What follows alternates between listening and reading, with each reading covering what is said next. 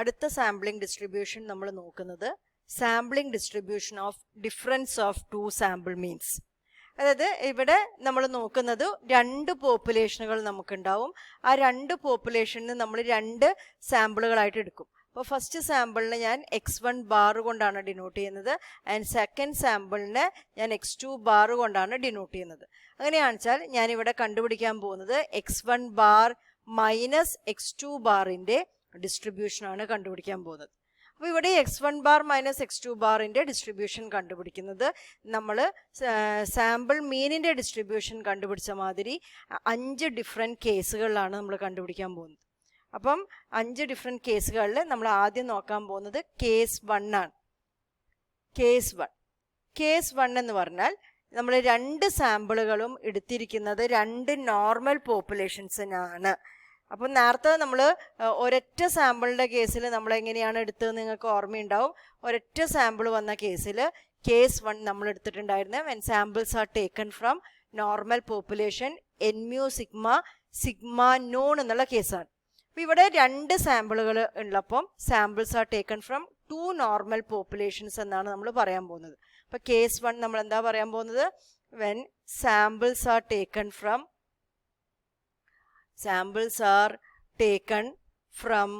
2 normal populations. രണ്ട് normal population എന്നാണ് നമ്മൾ സാമ്പിളുകളെ എടുക്കുന്നത്. അപ്പോൾ നേരത്തെ mu സിഗ്മ പറഞ്ഞ സ്ഥിതിക്ക് ഇവിടെ mu1, sigma1 first population and second population mu2, sigma2. ഇതാണ് നമ്മളെ ഫസ്റ്റ് കേസ്. ആൻഡ് ഇവിടെ sigma1, sigma2 ആർ നോൺ. അതായത് sigma1ഉം sigma2ഉം അറിയുന്ന കേസാണ് നമ്മളിവിടെ എടുക്കാൻ പോകുന്നത്. അപ്പോൾ ഇതാണ് നമ്മളെ ഫസ്റ്റ് കേസ്. അപ്പോൾ ഫസ്റ്റ് കേസിൽ ഇവിടെ രണ്ട് പോപ്പുലേഷനുകളുണ്ട്. ഓരോ പോപ്പുലേഷനും നമ്മൾ ഓരോ സാമ്പിളുകൾ എടുത്തിരിക്കുന്നു. ഫസ്റ്റ് പോപ്പുലേഷനിൽ നിന്ന് എടുത്ത സാമ്പിളിനെയാണ് ഞാൻ x1 ബാർ കൊണ്ട് ഡിനോട്ട് ചെയ്യുന്നത്. ഫസ്റ്റ് പോപ്പുലേഷനിൽ നിന്ന് എടുത്ത സാമ്പിളിൻ്റെ മീനാണ് x1 ബാർ എന്ന് പറയുന്നത്. ഒരു സെക്കൻഡ് പോപ്പുലേഷൻ mu2, sigma2 എന്നെടുത്ത സാമ്പിളിൻ്റെ മീനിനെ ഞാൻ x2 ബാർ കൊണ്ട് ഡിനോട്ട് ചെയ്യാണ്. അപ്പോൾ ഇതാണ് നമുക്ക് അറിയുന്ന രണ്ട് കാര്യങ്ങൾ. ഇനി നമ്മൾ ചെയ്യാൻ പോകുന്നത് എന്താണെന്ന് വെച്ചാൽ നമ്മൾ ഈ പോപ്പുലേഷനുകളുടെ x1 ബാർ മൈനസ് x2 ബാറുകളുടെ ഡിസ്ട്രിബ്യൂഷൻ എന്താണ് എന്നാണ് നമ്മൾ കാണാൻ പോകുന്നത്. അപ്പോൾ നമ്മൾ നേരത്തെ പറഞ്ഞ സ്ഥിതിക്ക് നോർമൽ പോപ്പുലേഷൻ ഒരൊറ്റ നോർമൽ പോപ്പുലേഷനേ ഉള്ളുവെങ്കിൽ അവിടെ നിന്ന് സാമ്പിളുകൾ എടുത്തപ്പോൾ നമുക്ക് മനസ്സിലാക്കാൻ കഴിഞ്ഞത് എക്സ് ബാറിൻ്റെ ഡിസ്ട്രിബ്യൂഷൻ എന്താണെന്ന് നമുക്ക് മനസ്സിലാക്കാൻ സാധിച്ചു. mu സിഗ്മ എന്ന് പറയുന്ന നോർമൽ പോപ്പുലേഷൻ എടുത്താൽ x bar will follows mu sigma by √n. ഒരൊറ്റ പോപ്പുലേഷൻ ഉള്ള കേസാണ്. അപ്പോൾ ഇവിടെ നമുക്ക് രണ്ട് പോപ്പുലേഷൻ ഉണ്ട്. അപ്പോൾ x1 ബാർ എന്ന് പറയുന്ന ആളെ നമ്മൾ എവിടുന്നാണ് എടുത്തിരിക്കുന്നത്?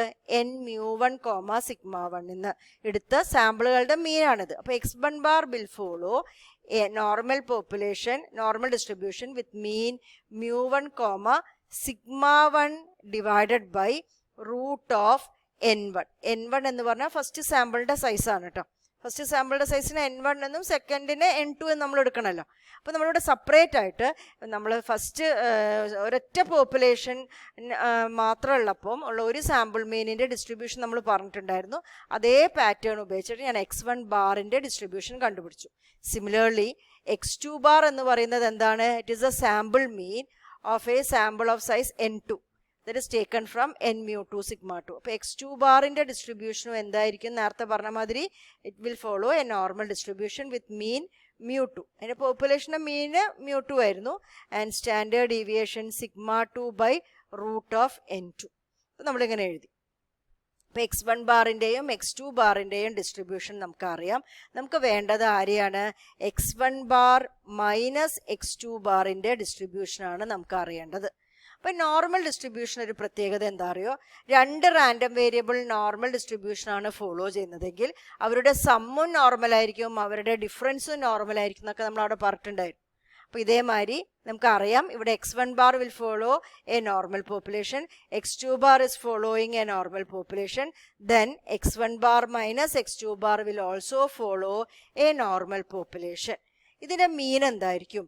മീൻ എന്ന് പറയുന്നത് ഡിഫറൻസ് ഓഫ് മീൻ ആയിരിക്കും. അപ്പം mu1 മൈനസ് mu2 ആയിരിക്കും.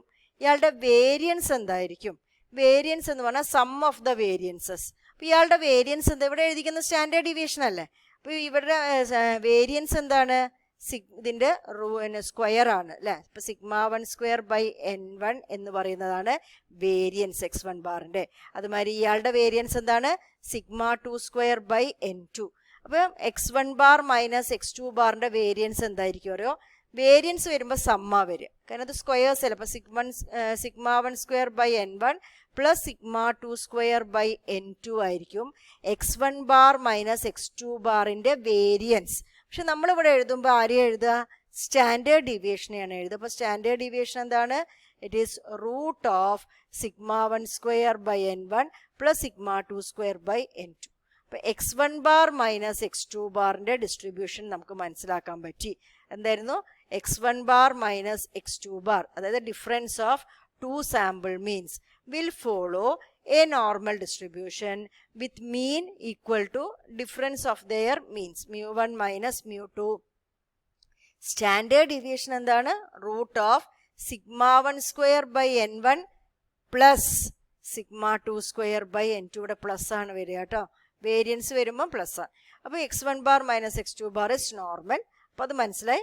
നമുക്കൊരു പടി കൂടി മുന്നോട്ട് പോയിട്ട് നമ്മൾ സാധാരണ ചെയ്യണ പോലെ ഡിഫറൻസ് ഓഫ് സാമ്പിൾ മീനുകൾ അല്ലെങ്കിൽ നോർമൽ റാൻഡം വേരിയബിൾ കിട്ടി.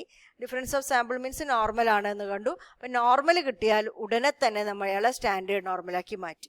ഓർ സെഡ്, ഇതിന് കറസ്പോണ്ടിങ് ആയിട്ട് എനിക്ക് സെഡ് ഡിഫൈൻ ചെയ്യാം. അപ്പോൾ സെഡ് ഡിഫൈൻ ചെയ്യുമ്പോൾ എൻ്റെ standard normal variable normal variable ആരാണ് ഇവിടെ? x1 bar minus x2 bar. എങ്ങനെയാണ് സ്റ്റാൻഡേർഡ് നോർമൽ ആക്കുക? നോർമൽ റാൻഡം വേരിയബിൾ എടുക്കും, മൈനസ് അയാളുടെ മീൻ ചെയ്യും. മീൻ എത്രയാണ് ഇവിടെ?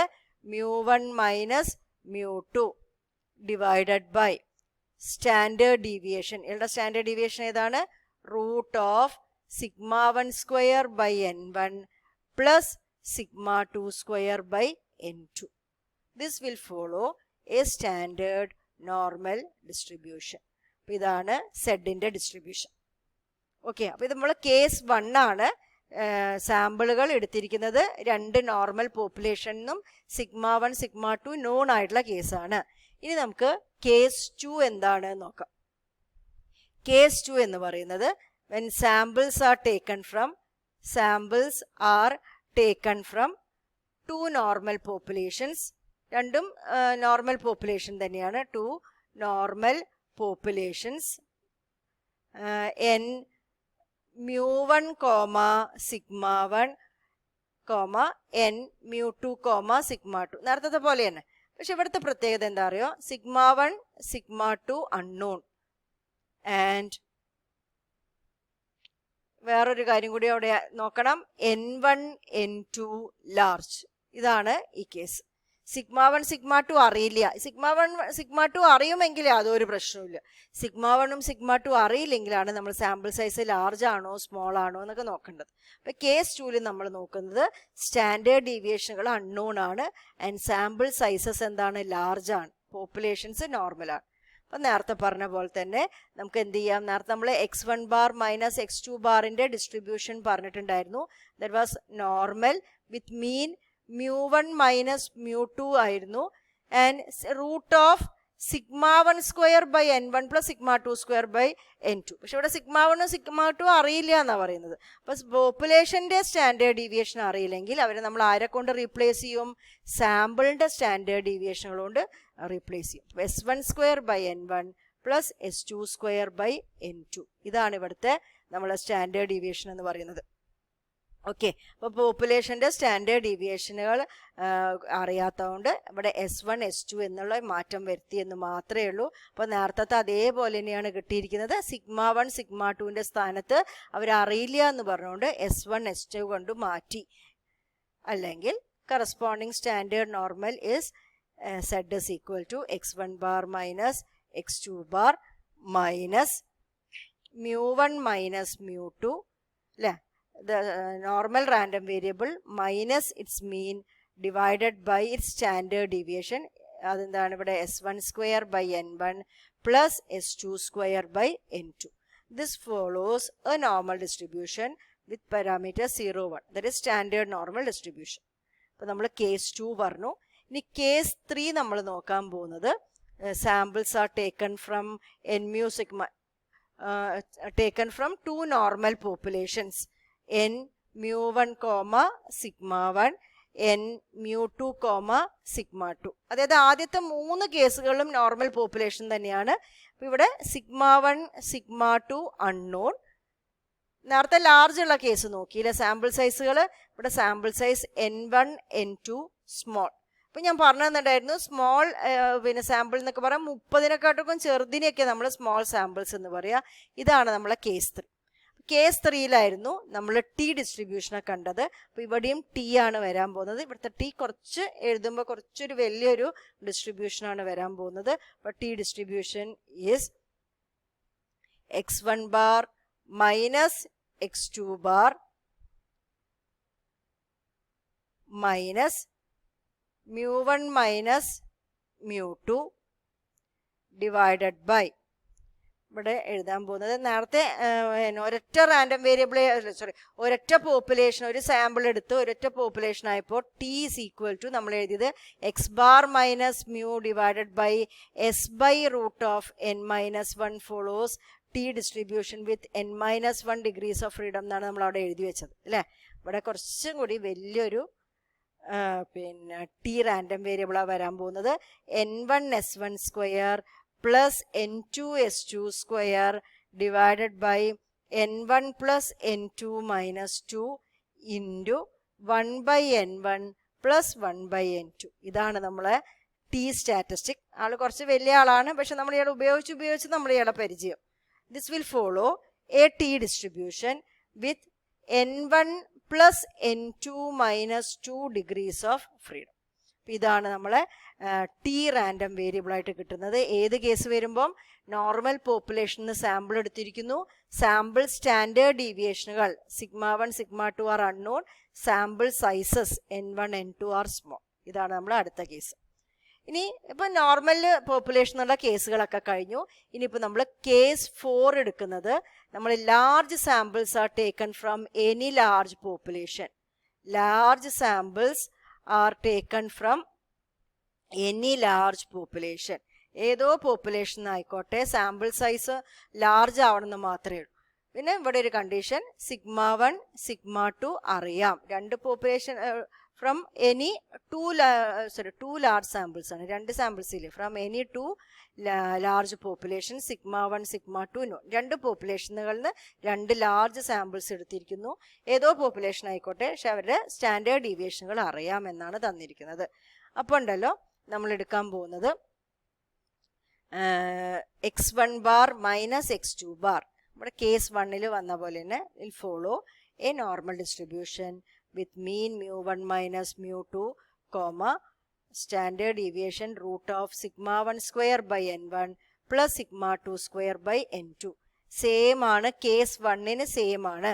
അല്ലെങ്കിൽ കറസ്പോണ്ടിങ് സെഡ് നമ്മൾ എഴുതിയ മാതിരി x1 bar minus x2 bar minus it's mean mu1 minus mu2 divided by its standard deviation root of sigma 1 square by n1 plus sigma 2 square by n2. This follows n01 എന്ന് നമുക്ക് പറയാം. ഇനിയിപ്പം last കേസാണ് ഞാൻ പറയാൻ പോകുന്നത്. That is case 5. അതിൽ two large samples are taken